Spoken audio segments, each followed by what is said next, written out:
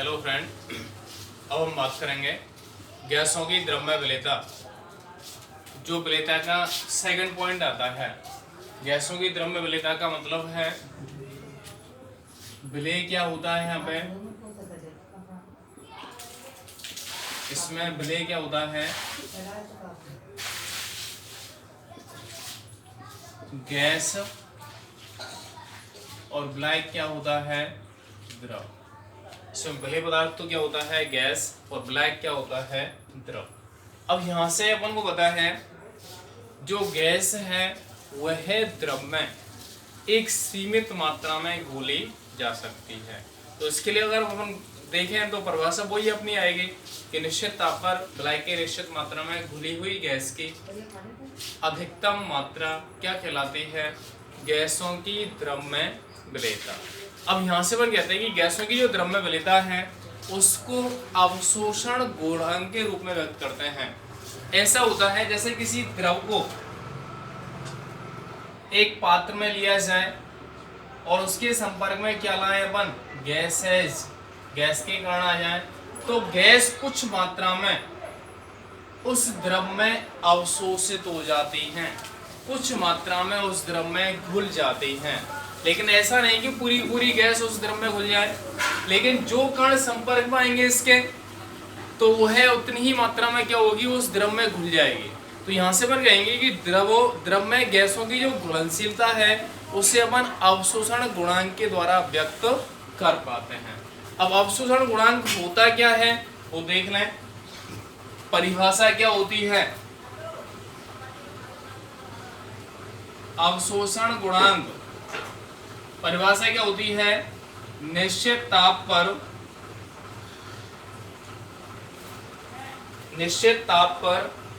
तथा 1 atm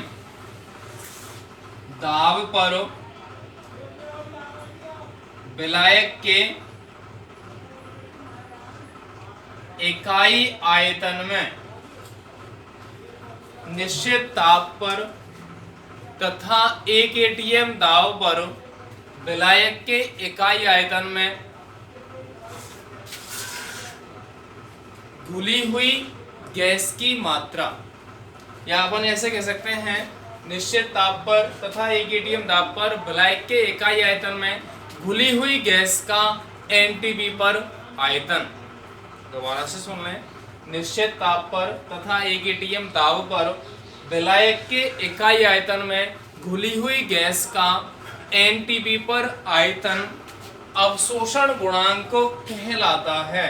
किस पर आयतन ले रहे हैं अपन, एनटीबी। इसका मतलब होता है normal temperature pressure. Normal temperature pressure मतलब सामान्य ताप दाब पर जो गैस का आयतन है वह उसका अवशोषण गुणांक कहलाता है।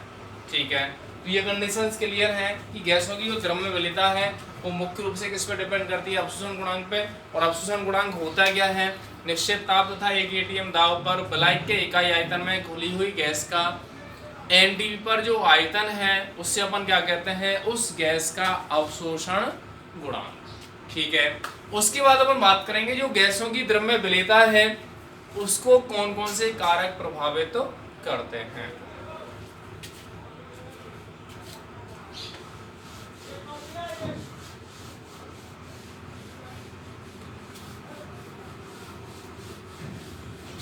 प्रभावित करने वाले कारक, कारक में पहला आता है कौन सा, गैस की प्रकृति। पहला कारक कौन सा है, गैस की प्रकृति या विलेय पदार्थ की प्रकृति। तो यहां से अपन क्या कहते हैं, वही ध्रुवीय है। अपन कहते हैं एक तरफ तो गैस है और एक तरफ क्या है, द्रव। तो इसमें अपन कहते हैं कि ध्रुवीय या आयनित गैस जल में या ध्रुवीय विलायक में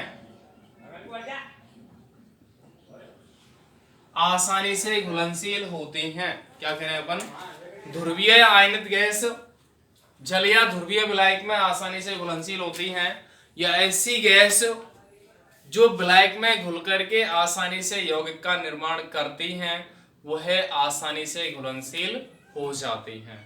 या ऐसी कोई भी गैस है जो ब्लैक में घुल करके आसानी से आयनित अवस्था में आ जाती हैं, तो उसकी घुलनशीलता उस ब्लैक में अधिक होती है। अब यहां से अपन कहते हैं जैसे NH3 है, यदि इसको जल में घोला जाए तो ये क्या बनाएगा, जल में घुल करके NH4OH यौगिक बना लिया इसने, तो इसकी घुलनशीलता क्या होगी, जल में अधिक होगी। ठीक है, तो डिपेंड किस पे कर रहा है, मान गैस की प्रकृति पर। अध्रुवीय गैस है वह अध्रुवीय विलायक में घुलनशील हो सकती है। यहां से अपन कहते हैं कि जो ऑक्सीजन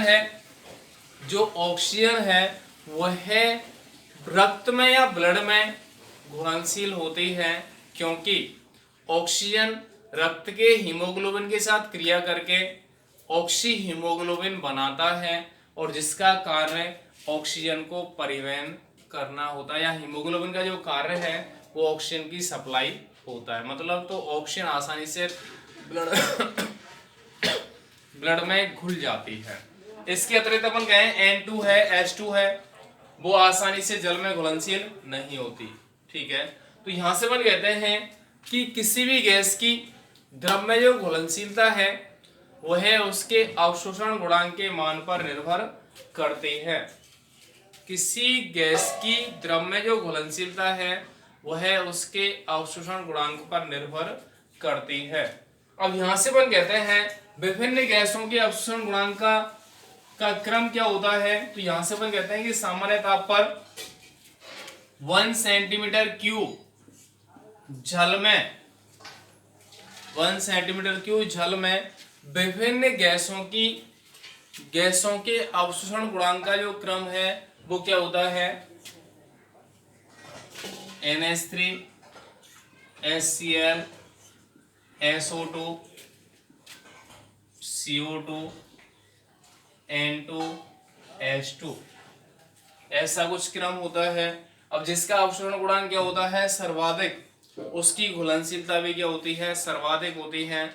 और जिसका अवशोषण गुणांक क्या होता है, निम्न होता है, उसकी घुलनशीलता भी क्या होती है, निम्न होती है।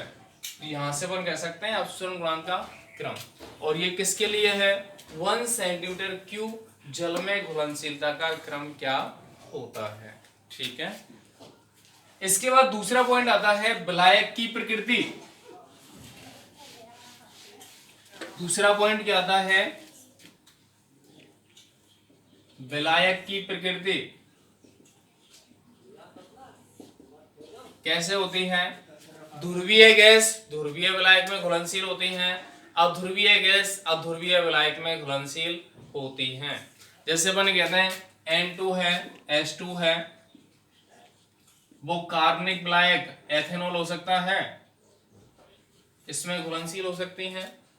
लेकिन अपन को पता है ध्रुवीय गैस कौन सी HCl है, वो किसमें घुलनशील हो जाएगी, जल में। तो ध्रुवीय गैस ध्रुवीय विलायक में और अध्रुवीय गैस अध्रुवीय विलायक में घुलनशील होती है, क्योंकि समान समान को बोलता है। ठीक है, इसके बाद अगला पॉइंट आता है कौन सा, ताप का प्रभाव। तीसरा पॉइंट आता है कौन सा, ताप का प्रभाव।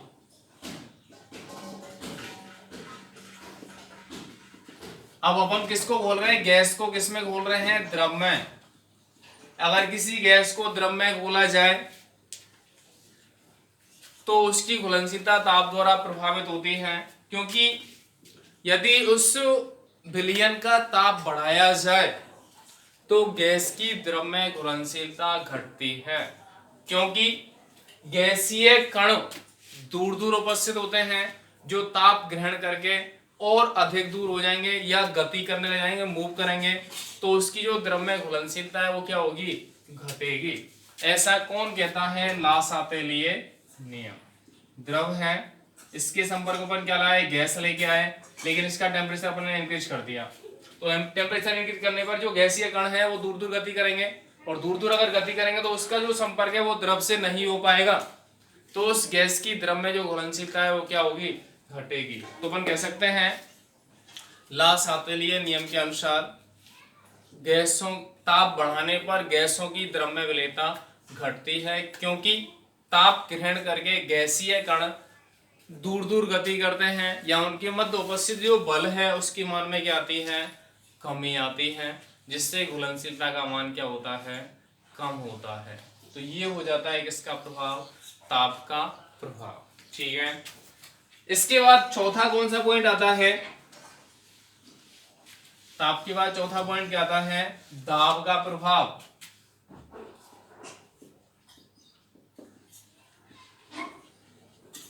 दाब का प्रभाव, इफेक्ट ऑफ प्रेशर। अब यहां से अपन कहते हैं कि गैसों की द्रव्य विलेयता मुख्य रूप से दाब पर निर्भर करती है। गैसों की द्रव्य विलेयता मुख्य रूप से दाब पर निर्भर करती है। इसको समझाने के लिए एक वैज्ञानिक आता है, क्या नाम होता है उसका, विलियम हेनरी। विलियम हेनरी, एक वैज्ञानिक कौन सा है, विलियम हेनरी। उन्होंने किसी गैस की द्रव्य विलेयता को अपने अनुसार समझाया या एक नियम के रूप में व्यक्त किया, उसे अपन क्या कहते हैं, हेनरी लॉ, हेनरी नियम।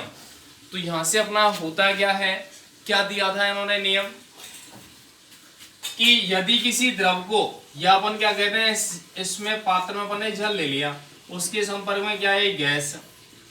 अब ऐसा हो सकता है कि इस गैस पर अपन दाब आरोपित करें या गैस इस द्रव पर क्या करे, दाब आरोपित करे, और दाब आरोपित करेंगे या दाब अपन इस गैस द्वारा इस पे लगाएंगे, तो दाब बढ़ाने पर गैस द्रवित होगी, और द्रवित होगी तो वो क्या होगी, उस द्रव में घुलनशील होती जाएगी।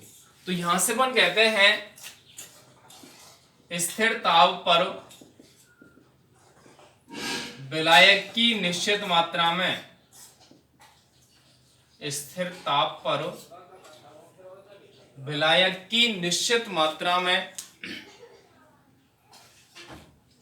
या अपन कह सकते हैं स्थिर ताप पर विलायक के इकाई आयतन में, साम्यावस्था पर, या अपन ऐसे कहते हैं स्थिर ताप पर विलायक की निश्चित मात्रा में घुली हुई गैस की मात्रा, क्या कह रहे हैं, स्थिर ताप पर विलायक की निश्चित मात्रा में घुली हुई गैस की मात्रा साम्यावस्था पर गैस द्वारा द्रव की सतह पर आरोपित दाब के समानुपाती होती है।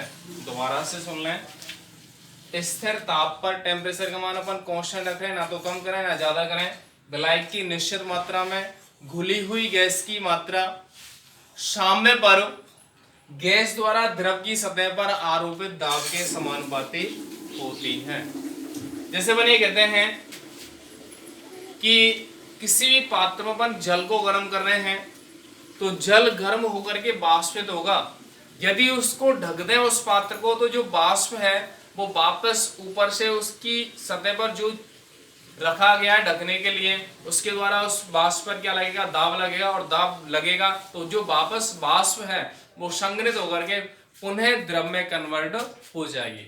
उसी स्थिति में अगर किसी गैस को द्रव में घोलें, तो इस द्रव गैस पे क्या करें अपन, दाब बढ़ाएं। दाब बढ़ाएंगे तो धीरे धीरे गैस क्या होगी, संपीड़ित होगी या नजदीक आएगी, और नजदीक अगर आएगी तो वह उतनी ही मात्रा में जल में या द्रव में घुलनशील होती जाएगी। तो यहाँ से जो नियम आता है वो क्या है, स्थिर ताप पर विलायक की निश्चित मात्रा में घुली हुई गैस की मात्रा साम्यावस्था पर गैस द्वारा द्रव की सतह पर आरोपित दाब के समानुपाती होती है। माना गैस की मात्रा कितनी है, स्मॉल m, आरोपित दाब कितना है, P। तो यहां से अपन क्या कहेंगे, m समानुपाती P। ऐसा कौन कहता है, हेनरी। तो इसको अपन क्या कहते हैं, हेनरी लॉ, हेनरी नियम। तो घुलित गैस की मात्रा समानुपाती किसके है, आरोपित दाब के, तो m समानुपाती P आएगा। समानुपाती को हटाएं तो कांस्टेंट लगेगा, तो m बराबर क्या आएगा, KHP, ये आ जाएगा। और यहाँ पे जो KH है स्थिरांक कहते हैं इसको अपन, इसका नाम क्या होता है, हेनरी कांस्टेंट या हेनरी स्थिरांक। ठीक है, अब यहाँ से अपन कहते हैं अगर इन दोनों में संबंध देखें तो अपन को होता है m का मान P के साथ इंक्रीज होता है। KH का जो मान है हेनरी स्थिरांक का जो मान है वो गैस की प्रकृति पर निर्भर करता है। समझे अपन, KH का जो मान है वो गैस की प्रकृति पर निर्भर करता है, जिसका मान भिन्न भिन्न गैसों के लिए भिन्न भिन्न प्राप्त होता है। यदि KH का मान बढ़ता है, सुने दोबारा से, यदि KH का मान बढ़ता है तो उस द्रव की या उस गैस की द्रव में घुलनशीलता क्या होगी, घटेगी। उसका कारण क्या है, KH अगर बढ़ेगा तो उसका मतलब P का मान घट रहा है, और P का मान अगर घटेगा तो उस स्थिति में घुलनशीलता क्या होगी, घटेगी। क्योंकि ये अगर वैल्यू घट रही है तो ये वैल्यू भी क्या होगी, कम आएगी। तो यहां से अपन कह सकते हैं कि KH का मान कम होने पर घुलनशीलता के मान में क्या आती है, कमी। इसके बाद अपन देखें कि यहाँ जो हेनरी था उन्होंने इसमें थोड़ा सा चेंजिंग करके बताया था कि यदि हेनरी नियम को मोल अंश के रूप में व्यक्त किया जाए, मोल भिन्न के रूप में व्यक्त किया जाए, तो अपन को ये पता है मोल भिन्न को डिनोट किससे करते हैं, x। मोल भिन्न को डिनोट किससे करते हैं, x। तो गैस की मोल भिन्न क्या होती है, x ले रहे हैं। तो यहां से अपन कहते हैं कि जो आरोपित दाब है वो कितना है, बराबर P। तो यहां से कहते हैं कि P समानुपाती किसके होता है, x के होता है। आरोपित दाब मोल भिन्न के समानुपाती होता है, तो इसको लिखेंगे P बराबर KH x। ठीक है। अब यहां से एक सूत्र आता है, इसको अपन ऐसे कहते हैं y बराबर mx। y अक्ष पे P रखें, x अक्ष पे क्या रखें, x, और m बराबर किसके है, KH के। तो यहाँ पे अपन क्या कर सकते हैं, ग्राफ प्लॉट कर दें। तो क्या लिखेंगे, इधर P, इधर क्या आएगा x। तो यहाँ पे अपन कह देंगे ग्राफ खींचेंगे, और जो ग्राफ है वो सीधी रेखा प्राप्त होगी और मूल बिंदु से गुजरेगी, और इसका जो स्लोप है, जो ढाल है, वो किसके बराबर होगा, KH। इसका जो ढाल है वो हेनरी स्थिरांक के बराबर होगा। तो ये स्थिति किसके संदर्भ में अपन व्यक्त किया है, मोल अंश के रूप में व्यक्त किया है। मतलब अपन गैस की मात्रा को मोल अंश के रूप में अगर व्यक्त करें तो साम्यावस्था पर आरोपित दाब मोल अंश के समानुपाती होता है। ये जाएगा, कोई समस्या। आगे अपन बात करेंगे, जो हेनरी नियम है उसकी कुछ सीमाएं होती हैं। हेनरी नियम की कुछ सीमाएं होती हैं, वो कौन कौन सी सीमाएं हैं, विलयन अत्यंत तनु ना हो, ताप का मान बहुत कम ना हो, दाब का मान बहुत अधिक ना हो। इसके अतिरिक्त विलय और विलायक की संगुणन या वियोजन की स्थिति प्रयुक्त ना हो, मतलब विलय और विलायक की जो आणविक अवस्था है उसमें कोई परिवर्तन ना हो। दोबारा से सुन लें, सीमाओं में एक है विलयन अत्यंत तनु ना हो, ताप का मान बहुत अधिक ना हो, वो ताप का मान बहुत कम ना हो, दाब का मान बहुत अधिक ना हो, और विलय तथा विलायक की आणविक अवस्था में कोई परिवर्तन ना हो। तो ये तीनों क्या, चारों क्या होती हैं, हेनरी नियम की सीमाएं। ठीक है। ये पूरा अपना क्या होता है, गैसों की द्रव में विलेयता। ठीक है। तो ये कारक, अपना कारक मतलब जो दाब का इफेक्ट है वो यहाँ पे ज्यादा इंपॉर्टेंट होता है, जिसमें हेनरी लॉ, सीमा क्या होती है, सूत्र क्या होता है, ये कंडीशन सब को ध्यान रखनी है। ठीक है। तो ये हो गया गैसों की द्रव में विलेयता। ठीक है, धन्यवाद। नेक्स्ट टाइम बात करेंगे।